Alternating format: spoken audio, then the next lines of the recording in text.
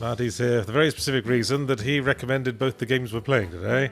So this is big pressure.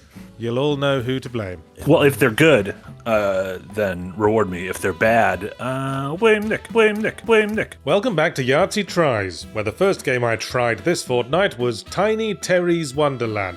Tiny Terry's Turbo Tax. Tiny Terry's Turbo Trip. Yay, I have job as taxi driver. Look at us doing our little Gumby from Monty Python stance. Way, I'm a weird little dude in a car. I can go forward. I can go backwards. Tiny Terry's Tea Time is a micro open world piss about 'em up in which you play the titular Tiny Terry travelling to and fro in a trifling taxi as part of an ongoing quest to go to space. Wee, I'm a weird little dude. I found a shovel. Look at that. I caused a traffic jam and I'm glad. The immediate comparison for me was Yellow Taxi Goes Vroom, but where YTGV's gameplay sort of throws itself at you with a great big bucket of screaming confetti, TDTT has much more of a mellowed out approach. Oh, I found a criminal. Okay, I'm going to become a criminal. There you go. Let's rob a bank. And Jacobot says, have you ever committed a crime? I have driven over the speed limit. If you can't do the time, don't do the crime. Okay, time's up. It's definitely exuding the cozy game vibe. The game literally doesn't tell you to do anything until you ask it for a prompt after several minutes wandering around picking up bits of shit. What about Not enough games let you just sit in front of a washer dryer and just stare and contemplate. I guess not.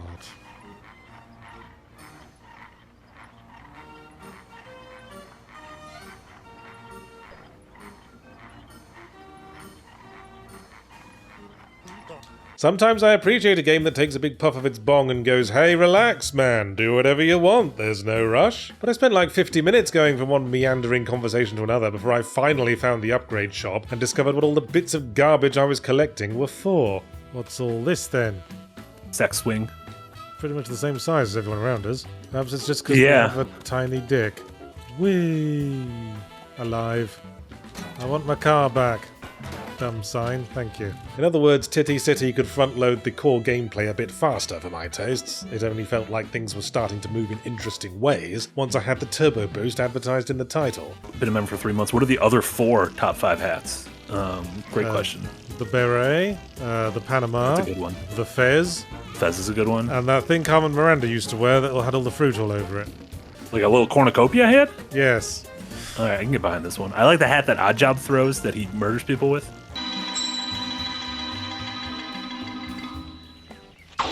The comedy's okay. It comes from a late-stage Adult Swim Smiling Friends area, where much of the humour comes from the awkward pauses that follow someone doing something weird, and everyone looks like a reject character from a David Firth animation. Haberdashery is where you buy haberdash.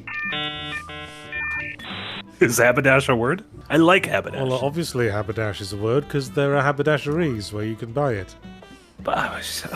But combined with the quirky animation and silly Banjo-Kazooie voices, a strange sort of appeal is created. Let's just say it seems like a game that doesn't outstay its welcome, and I could see myself whiling away an afternoon with it and a podcast, but there's not much to it that creates intrigue or excitement.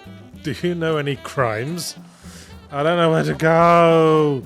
Maybe it's because you haven't upgraded it. Could you imagine? I don't know how to upgrade it. Fuck's sake. Shit. None of these people know what crimes are. I just wanted to go into space! Even the mayor inflating himself and floating away. I didn't register with more than a, oh, okay, we're doing this now. Our second game was Arctic Eggs. Correct. Arctic Eggs. A question for us all. Is he wearing a Riddler mask from the Batman film? I guess you'd call it a concept game, maybe? Or an art game, in which you explore a post-apocalyptic Antarctic compound, interact with various broken, hopeless characters, and then cook them a tasty egg meal. Some disgusting pig brought me the sample scrambled eggs. Eggs. Fucking hell, I can't flip the eggs. You gotta do like a little push it forward and then pull it back, like almost similarly to how you would like flip an egg. With a QWOP Surgeon Simulator-esque central game mechanic making full use of that classic joke game thing, where doing an everyday household task becomes excrementally more difficult when you're micromanaging the movement of individual limbs with all the precision that comes from our instinctual sensory understanding of weight and inertia subtracted. You move eggs around in a pan and try not to let them fall out. Flip. No. Yes. Shit! Yes, can I offer you an egg in this trying time, Mr. Burn Victim? Get off that egg, Mr. Bacon. You need to cook. No, stay on the pan, stay on the pan! This is hard. Shit! Shit! The context takes you back to Indica a bit, the surreal frozen environment full of non sequiturs with the general faintly Slavic black comedic connecting theme of the futility of any attempt to make sense of anything in a world crumbling to dust in our hands, but with some actually unique core gameplay layered onto the top of it, which sets it above Indica in my view. Honesty is a word. Earnestness is the word you were looking for. Oh. No, fucking... You know what? Worry about flipping your eggs. Okay. And flip. Shit! Stay in. I'll stay in the. Oh, fucking. It's like these eggs don't want to be cooked. Bollocks! Shits! In a weird way, it reminds me of playing We Love Katamari, listening to a prolonged monologue from a weirdo, and then doing some bespoke variation on a wacky physics challenge that will in some way resolve whatever the fuck they were banging on about. Yeah, don't offer to help, any of you assholes. Maybe stand around the frying pan with a butterfly net. Eat those. Just pick them off the floor and eat them if you're that hungry. Contact the pan. Contact the Super pan. Mario forgot about cooking steak. Contact in Super the Mario. pan. I've never actually played Super Mario Party. Played the other Contact Mario the... Party Superstars. Yes, like that. As for the game itself, much like Quap, it is possible to learn to be skilled in it, but to do so is missing the point. Okay. Bacon, cigarette, egg. Father, Son, and Holy Ghost. And alley up. And alley down. And alley all around. Shit! Eat my eggs. That's a pizza. The point is that it kinda is hopelessly random if your flails of the pan will get your sausages back into line, and if things go to shit, you are powerless to prevent them tumbling off into the humiliating void. Much as in life in general, you are powerless against the unconscionable governing forces of the world, to which we are naught but ephemeral cigarettes in the fire. Call it 2.5 stars, would sizzle again. Wagga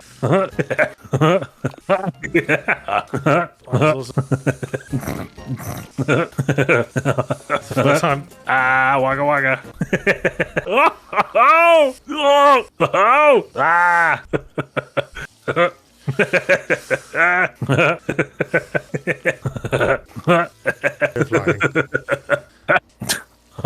Our next game is Ants Took My Eyeball, a pixel art roguelite platformer that Jack has been really wanting us to play for some reason. Here's my elevator pitch for Ants Took My Eyeball. It will make you feel like you felt playing Spelunky and Binding of Isaac back in the early 2000s. Is this animated in MS Paint? I didn't even know you could animate things in MS Paint. You play a dude with, let's not sugarcoat it, more than a passing resemblance to a Scott Pilgrim version of Shaggy from Scooby-Doo, whose eyeball gets taken by some ants. Man, talk about high concept. Jeez, it's exactly the right shade of green for the shirt, and exactly the right shade of brown for the trousers. Doctors say I've got Spelunky head. Yeah, it's caved in. Oh, Thank you. nice. You should do improv comedy, Jack. I would classify Ants Took My Eyeball as a game that doesn't necessarily do much that's new, but what it does very well. Why is everything coming back to life and killing me again? The thing I'd like to know is where the fucking crikey I'm supposed to be going. I don't pay attention to signs. I'm a man, damn it.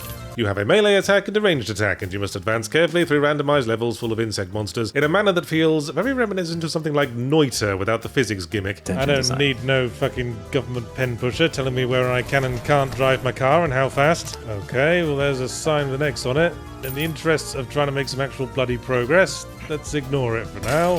Hey, I already had grip tape. Can I sell the other one? Or give it as an unwanted present to someone. In the grand roguelike tradition, it's kind of stingy with health regeneration, but you're expected to die a lot. It's more about discovering all the different pickups and weapons as you go, and putting investment into the game's hub room to give yourself an increasingly better fighting chance. How's this? Now I've got some shit. You sure do. And can use it to... question mark. Okay, a damp shirt. I think this run might be a bit fucked. Oh! Oh, there you go. I thought I had time, but I didn't. I don't know, though. Combat has a satisfying enough feel that's impactful and well animated, but details were having a tendency to get lost in the increasingly densely packed clouds of bodies and debris, so the difficulty arises from the enemies overwhelming you more than from them being smart or complicated to fight, all of which is fine for what the game's setting out to do, but the high water mark for roguelikes has always been Binding of Isaac for me, because in that game every run feels different based on what pickups you get, fundamentally changing the way you move and attack, and in basically every other roguelike on Earth, every run just starts feeling the same, and Ants Took My Eyeball isn't rustling any jimmies there. Still, it's a perfectly serviceable thing to do with your hands. I'm sorry, what the fuck is this? Our final game is Hauntii, an isometric indie game that feels thematically like something in the region of Death's Door if it was drawn by the artist of Don't Starve after he ran out of all but 3 crayons. I'm just gonna go plain maroon because I'm quirky like that. You don't even understand my level of quirkiness. We've got mutilated penises in the background. That's what we call a circumcision with flair. In it, you play a little black ghost in the afterlife, employing a twin-stick shooter mechanic with a range extending about as far as his little ghost Willy, who encounters and is subsequently separated from a white ghost. After that, we assume our objective is to reunite with the white ghost, learning more about our former self in the process. Oh, and we've got a dash. It's an action game. It's an action game. Oh, it's a twin-stick shooter, everyone. I don't think I saw that coming. I can jiggle it about like Yay! Like I'm windmilling. Do you have to make 5 dongs wiggle before you can pass? Oh, I've been making them wiggle furiously so far. There's a little part of my brain that now instinctively recoils a bit when an arty indie game has more than one of the following features: a starkly simplistic visual theme, an overall goal based around climbing to the top of something, and a soundtrack consisting mainly of sad piano and strings. Ugh! Look at that! Look at that! I'm an ovarian cyst. Glorp. Can we not talk about oozing while we're looking at a lot of penises? It's bulging with love. Is that better? Not really. It's engorged with love. If anything, you're just getting worse. Besides that, Hauntii has a serious problem deciding on what it wants to be, gameplay-wise. It throws out twin-stick shooting fairly early, but the combat veers between annoying and merely unstimulating. I can haunt a big, fat willy and make it wiggle about. Oh, I think we're getting some context. I think some context is appearing. Now we know what to do. We're going to get reunited with our angel pal and have some heaven sex. The concept of possessing things was interesting, but mostly all we could do while possessing things was make them jiggle about a bit. There were monsters to possess later on, but the mechanic of using purple blobs to fuel them turned the game into a slog when I ran out of the fuckers. Where's my girlfriend? We wonder aloud. I thought we were really getting on. Oh my goodness, it's a Pac-Man ghost. Ah, wagga wagga. So was that literally the puzzle? Just press on the 3 dots? I don't know what the fuck I'm doing here. This game is not very horny. No, this is not a horny game, and that's okay. Not everything needs to be horny. In brief, I didn't really gel with Hauntii at all. I'd pick up a thing and take it to where the thing apparently needed to go, and the soundtrack would surge with triumphant violins, and I was just thinking, well, I guess I'm glad you're happy. Can we hurry this along? You've reminded me I need to dash out and buy a new black marker for the whiteboard on my fridge. Oh, sausages. Lovely sausages. Fuck. Man, that was a veritable shitload. Kind of lost for what to do with my life now. Wait, I'm gonna swim in some shit. Yeah, that was a thing I used to do when I was a kid. Sort of like masturbating to video game magazine advertisements. LOL. Fuck my cock. Well, I think we've figured out why you don't stream so much anymore.